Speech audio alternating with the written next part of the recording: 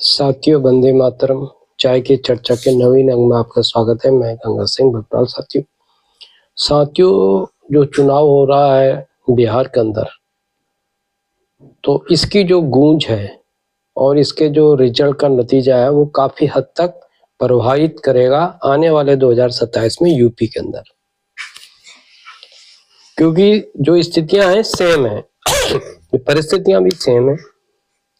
वहां महागठबंधन है, जिसमें कि जो महागठबंधन की स्थिति है वो आपने सभी ने देखी होगी कि अभी तक वहां पे क्लियरेशन नहीं है कांग्रेस और आरजेडी में।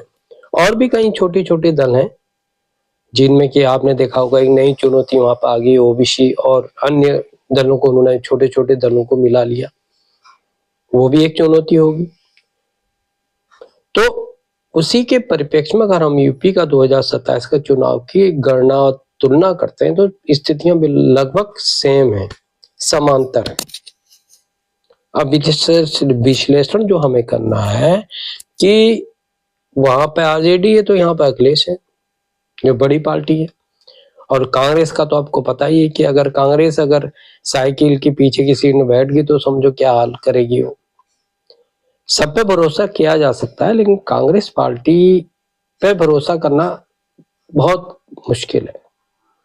तो आने वाले समय दूसरा है कि यहाँ पर चंद्रशेखर, जो आजाद पार्टी के नाम पे विख्यात हैं और उनको लोकसभा के जो है वो सांसद भी हैं, उनकी पार्टी है साथियों। और आने वाले समय के अंदर मुझे लगता है कि वो आपका असुद्दीन ओवैसी वही भूमिका यूपी में भी जो है वो दोहराने के चक्कर में है। अगर ये स्थिति बन गई तो फिर मुकाबला और ज्यादा नुकसान होगा। और सबसे बड़ी बात यह है कि अगर जो ये छोटे छोटे गठबंधन भी बन रहे हैं, चंद्रशेखर आजाद का मामला देखो या असुद्दीन ओवैसी देखो या अन्य छोटे दल हैं, जो ये सब नुकसान किसका करेंगे सोचो आप।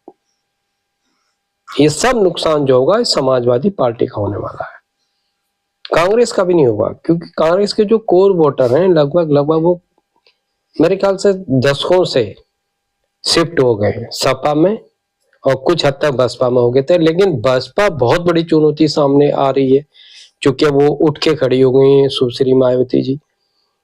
अगर सही ढंग से उनका चुनाव में आकलन करेंगे तो आप देखेंगे वो भी नुकसान बहुत पहुंचाने वाली है सपा को।